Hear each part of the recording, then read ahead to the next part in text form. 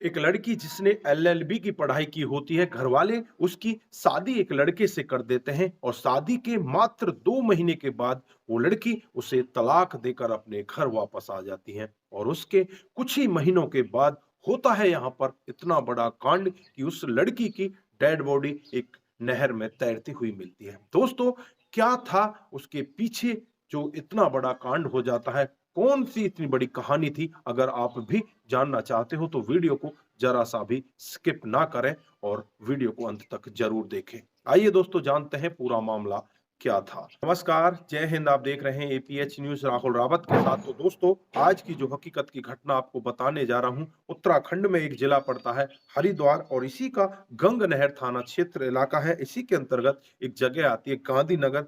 ये गांधीनगर की हकीकत की घटना है। यहाँ पर रीचा नाम की एक लड़की, जिसकी उम्र 30 साल होती है, उसकी माँ का नाम होता है सुशीला और जो उसके पिता होते हैं उसका नाम होता है कुंवरपाल, जिनकी काफी दिन पहले ही मौत हो जाती है। 1 सितंबर 2021 का वाकया होता है। शाम को करीब 5 साढ़े 5 बजे का वक्त होता है, जब माँ नजदीकी थाने में पहुंचती है और वहां जाकर अपनी बेटी की गुमशुदगी की रिपोर्ट दर्ज करा देती है और कहती है कि मेरी बेटी घर से तो गई है लेकिन वापस घर नहीं पहुंची है। उसके बाद पुलिस भी अपनी जांच पड़ताल में लग जाते हैं। कई दिन का समय इसी तरह से बीत जाता है। 7 सितंबर 2021 का समय आ जाता है, जब आसफ नगर के झाल के पास एक डेड बॉडी पड़ी मिलती है। पुलिस को ये सूचना मिलती है। पुलिस वहां पर पहुंच जाती है और डेड बॉडी को अपने कब्जे में लेती है। इधर इस माँ सुशीला को बुला लिया जाता है। सुशीला भी उस डेड बॉडी को देखकर बहुत ही तेजी के साथ रोने लगती है और कहने लगती है कि ये तो मेरी बेटी है। बॉडी को उठाती है और पोस्टमार्टम की रिपोर्ट के लिए भेज देती है और जब पोस्टमार्टम की रिपोर्ट आती है तो उससे साफ खुलासा होता है कि पानी में डूबने की वजह से इसकी मौत हुई है। लेकिन माँ ये सब मानने वाली नहीं होती। माँ कहती है कि एक लड़का है जिसके साथ ये प्यार प्रसंग में होती है, उसी लड़के ने इसको मारकर यहाँ पर गिरा होगा।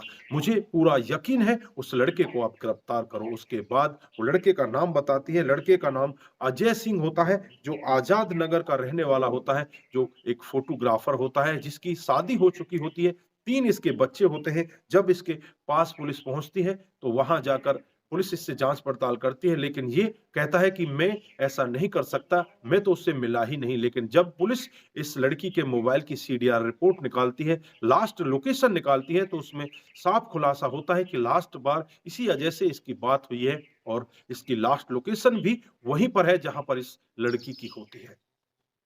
फिर पुलिस अपनी सख्ती के साथ अपने रवैये से पूछताछ करती है तो वो टूट जाता है और एक ऐसा सत्य बताता है जिसे सुनकर हर कोई व्यक्ति दंग हो जाता है। वो बताता है कि साहब, आज से कुछ दिन पहले का वाकया होता है। ये लड़की, जिसका नाम रिचा होता है, मेरे पास आती है और फोटो खिंचाती है। मैं इसका फोटो खींचता हूँ और इसे फोटो वापस दे देता हूँ। फोटो को देखकर ये बहुत खुश होती है और मेरे से कहने लगती है कि आपका बहुत बहुत धन्यवाद, आपने मेरा इतना अच्छा फोटो खींचा है। उसके बाद ये लड़की इससे लगातार बातें करने लगती है। बातों का सिलसिला इस कदर आगे बढ़ने लगता है, ये दोनों एक दूसरे के प्यार प्रसंग में हो जाते हैं और प्यार भी इतना आगे बढ़ जाता है, एक दूसरे के साथ ये संबंध बना लेते हैं।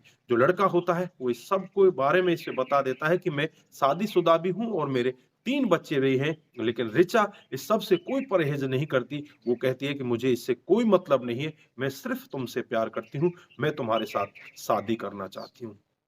लेकिन ये लड़का कहता है कि मैं ऑलरेडी शादीशुदा हूँ, मैं तुमसे शादी नहीं कर सकता। उसके बाद इस सब के बारे में जो ऋचा की माँ होती है सुशीला, उसको पता चल जाता है।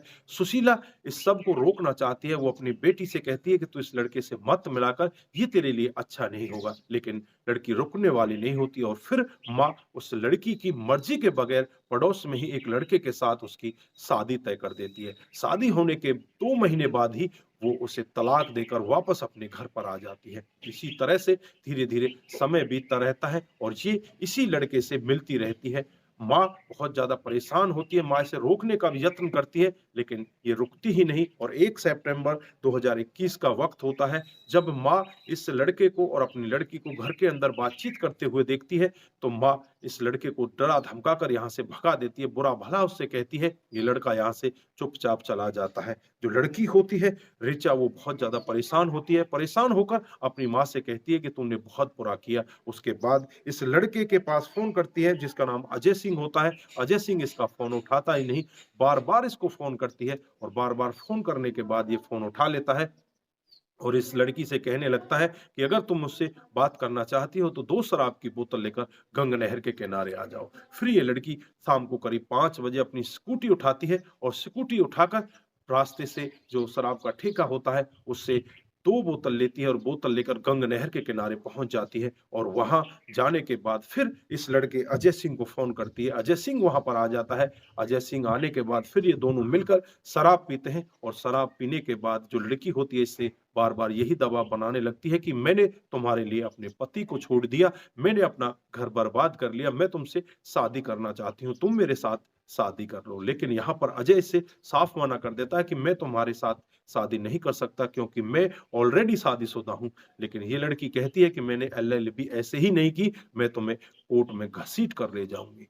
अब अजय को बहुत ज़्यादा गुस्सा आने लगता है और गुस्से में अजय उसे धक्का दे देता है। वहीं पर जो गंगा नहर बह रही होती है उसमें धक्का दे दिया जाता है और धक्के की वजह से वो लड़की उस नदी में डूबने लगती है क्योंकि उसे तैरना नहीं आता। वो पानी की गहराई में चली जाती है और गहराई में जाने के बाद पानी में डूबने की वजह से इसकी मौत हो जाती है। दोस्तों, जब पुलिस वाले भी ये पूरा मामला सुन रहे होते हैं तो वो भी इस मामले को सुनकर एक बार के लिए सोचने लग जाते हैं कि अगर ये लड़का हमारे पास आ जाता या इससे अलग हो जाता तो शायद ये लड़की की आज जान बच जाती या इससे शादी कर लेता तो ये दोनों आज शायद ठीक रहते। लेकिन यहाँ पर कमी इस लड़के की भी बहुत ज़्यादा देखने को मिलती है कि शादीशुदा होने के बावजूद इसके 3 बच्चे हैं और उन सब का ख्याल ना करके एक लड़की के प्यार प्रसंग में ये पड़ जाता है। पहले तो ये मौज-मस्ती कर रहा था लेकिन जब वो लड़की लगने लगती है कि इसके गले की हड्डी बन चुकी है, फिर उस हड्डी को हटाने के लिए वो इतना बड़ा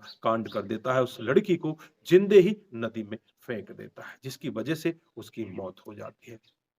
दोस्तों, पुलिस ने फिलहाल इस लड़के के खिलाफ तमाम धाराएँ लगा दी हैं और तमाम धाराएँ लगाकर इसे जेल के अंदर बंद कर दिया है। लेकिन यहाँ पर इसके पीछे इसकी पत्नी, इसके 3 बच्चे अनाथ होकर रह जाते हैं। दोस्तों, एक छोटी-सी कमी के कारण, एक छोटी-सी हवस के चक्कर में व्यक्ति कितना बड़ा पागल हो जाता है, ये आपने यहाँ पर देखा होगा। दोस्तों, वो और लड़की यहाँ पर इतनी बड़ी पागल हो जाती है, अपने पति को तलाक देकर अपने मायके में वापस आ जाती है और इस शादीशुदा लड़के के साथ इसी तरह से रहने लगती है।